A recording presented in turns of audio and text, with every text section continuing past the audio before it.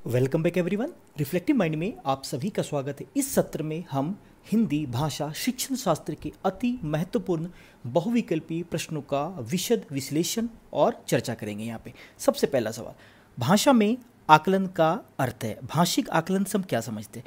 जब हम लोग भाषा के कौशल की बात करते हैं, listening, speaking, reading and writing, सुनना, बोलना, पढ़ना और लिखना, जिसमें लिसनिंग और स्पीकिंग को हम लोग मौखिक ओरल और रीडिंग और राइटिंग को हम लोग लिखित या रिटन कहते हैं। तो कहा जाता है कि अगर भाषा पर अगर हमारी पकड़ मजबूत होती है और अगर हम भाषा सीखते हैं तो उसकी सबसे सफल अभिव्यक्ति होती है कि हम उसका विभिन्न अवसरों पर कितना इफेक्टिवली, कितना प्रभावी तरीके से उसका प्रयोग कर पाते हैं। और भाषिक आकलन कहीं ना कहीं इन्हीं प्रयोगों को ही निखारता है, इन्हीं प्रयोगों को ही कहीं ना कहीं वो देखता है कि विद्यार्थी में उस भाषा के उपयोग करने की या भाषा के प्रयोग करने की क्षमता विकसित हो पाई है या नहीं। जब हम लोग मौखिक और लिखित स्किल की बात करते हैं या कौशल की बात करते हैं, उसमें अगर स्पीकिंग को देखें और उसमें अगर राइटिंग को देखें, स्पीकिंग और राइटिंग बोले तो बोलने को और लिखने को उत्पादात्मक या प्रोडक्टिव स्किल कहा गया। और प्रोडक्शन का मतलब ही होता है कि हम उसका प्रयोग डे टू डे लाइफ में अपनी भावनाओं को, अपनी कृति को, अपनी रचनाओं को, अपने विचारों को अभिव्यक्त करने के लिए या एक्सप्रेस करने के लिए कहीं ना कहीं कर रहे हैं। तो भाषा प्रयोग की क्षमता का आकलन, भाषा में आकलन का अर्थ है भाषा प्रयोग की क्षमता हमें डेवलप हो पाई है या नहीं हो पाई है, इस चीज का आकलन करना। अलंकारिक भाषा के प्रयोग का आकलन, देखिए भाषा प्रयोग का आकलन का मतलब है कि भाषा में हमारी मिनिमम क्षमता, हमारी न्यूनतम क्षमता विकसित हो पाई है या नहीं। अलंकारिक भाषा का प्रयोग वहाँ पे उतना मायने नहीं रखता है। साहित्यिक विधाओं की जानकारी का आकलन, साहित्यिक विधाओं की जानकारी होनी चाहिए, लेकिन सबसे पहले भाषिक आकलन का मुख्य उद्देश्य है कि भाषा के माध्यम से या भाषा के माध्यम से हम अपनी बात वहाँ पे रख पा रहे हैं या नहीं। ऑप्शन नंबर 4 में देखें तो भाषा व्याकरण का आकलन, व्याकरण का आकलन शुरुआत में नहीं होना चाहिए। शुरुआत में बच्चा भाषा को प्रभावी तरीके से प्रयोग कर पाने की हालत में अपने आप को रख पा रहा है या नहीं। सो इस सवाल के अकॉर्डिंग जो सही जवाब ऑप्शन नंबर 1। अगले क्वेश्चन में देखें, बच्चों की लेखन क्षमता का आकलन करते समय आप सबसे ज्यादा महत्वपूर्ण किसे मानते हैं?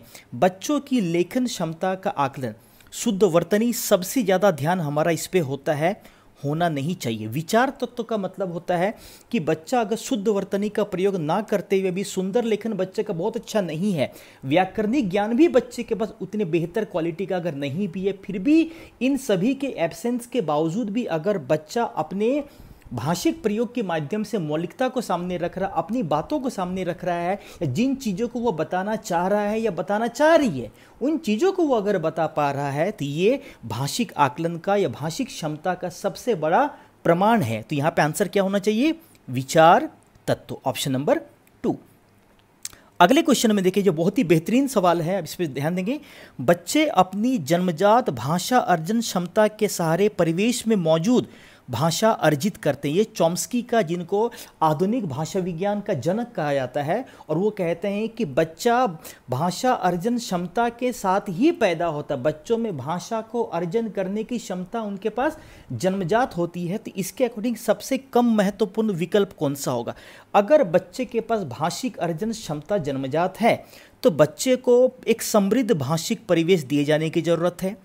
समृद्ध भाषिक परिवेश अगर बच्चे को दिया जाता है तो बच्चा अपने अकॉर्डिंग ग्रामेटिकल रूल, बच्चा अपने अकॉर्डिंग वहाँ पे व्याकरणिक नियम बना सकता है, और इसे चॉम्स्की यूनिवर्सल ग्रामर या सार्वभौमिक या सार्वत्रिक व्याकरण या ट्रांसफॉर्मेशनल या रूपांतरणीय व्याकरण ही इसे कहते हैं। तो अगर समृद्ध भाषिक परिवेश मिलता है तो बच्चा अपने भाषिक नियमों में थोड़े बहुत परिवर्तन के साथ, या फिर जो समाज में भाषिक नियम हैं उसमें थोड़े बहुत परिवर्तन के साथ अपने भाषिक नियमों को वो बना सकता है। और इस तरीके से भाषिक नियमों में बच्चों के सीखने सिखाने के लिए एक थोड़े से विस्तार दिए जाने की जरूरत है। तो option number 1, option number 2 and option number 3 बेहतरीन ऑप्शन की ओर जा रहे हैं।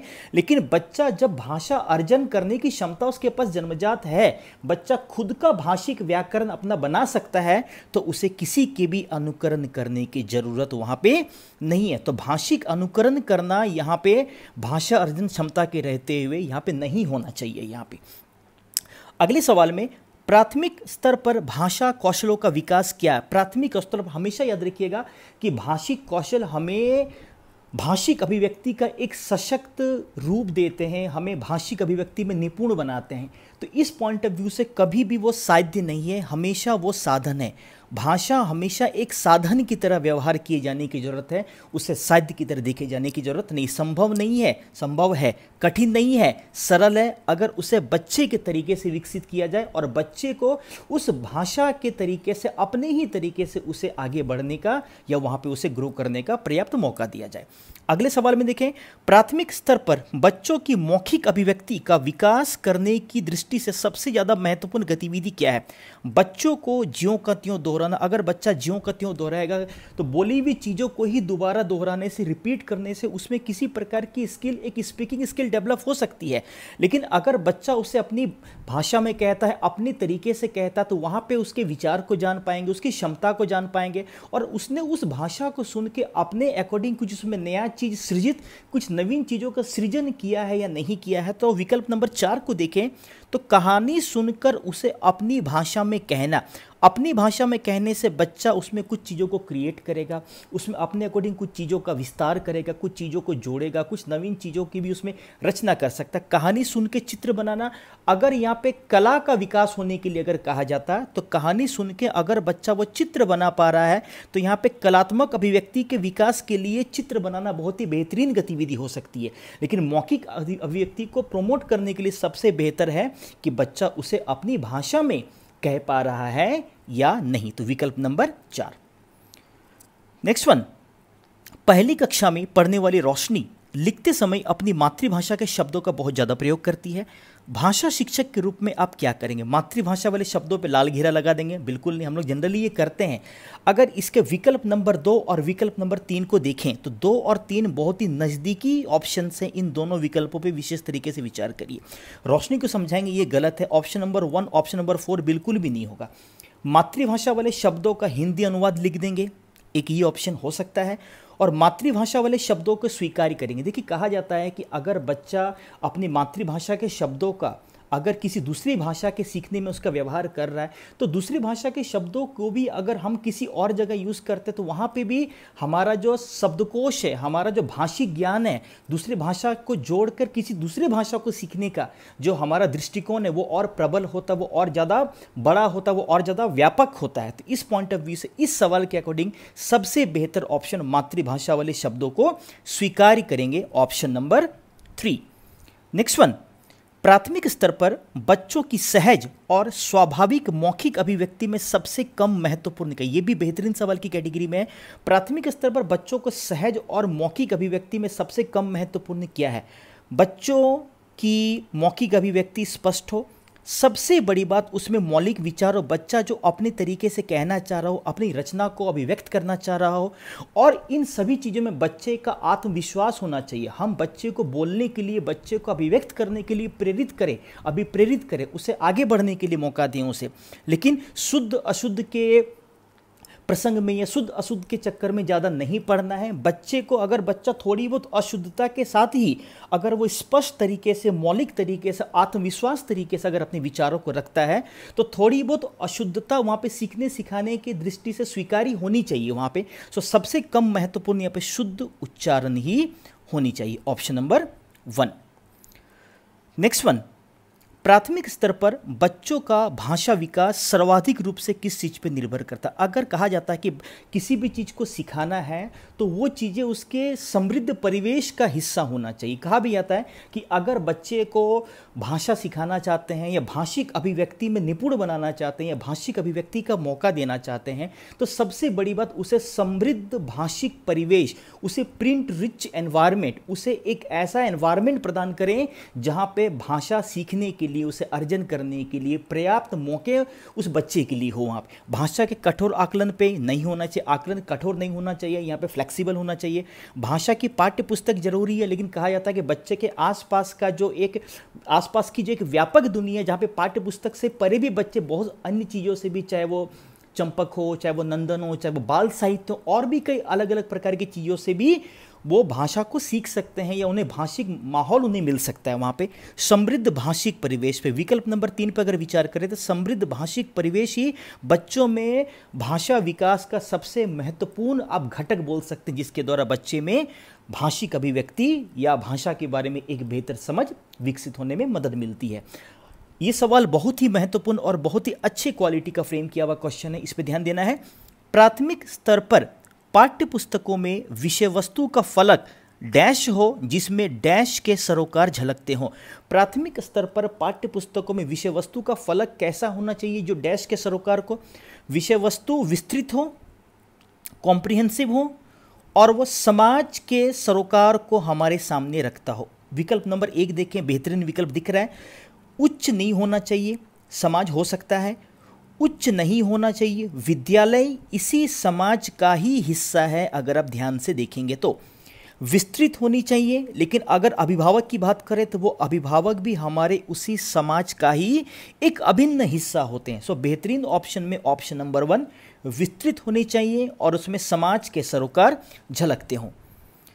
अगले क्वेश्चन को देखें, ये बहुत ही बेहतरीन सवाल है और इसे लेकर बहुत सारे लोगों में कन्फ्यूजन होता है कि भाषा वैज्ञानिक दृष्टि से या भाषा विज्ञान की दृष्टि से भाषा और बोली में अगर हम लोग लिंग्विस्टिक्स की बात करें या डायलेक्ट्स की बात करें तो भाषिक विज्ञान में या कॉग्निटिव साइकोलॉजी में या संज्ञानात्मक मनोविज्ञान में अगर तो भाषा और बोली में अंतर होता है, नहीं होता है।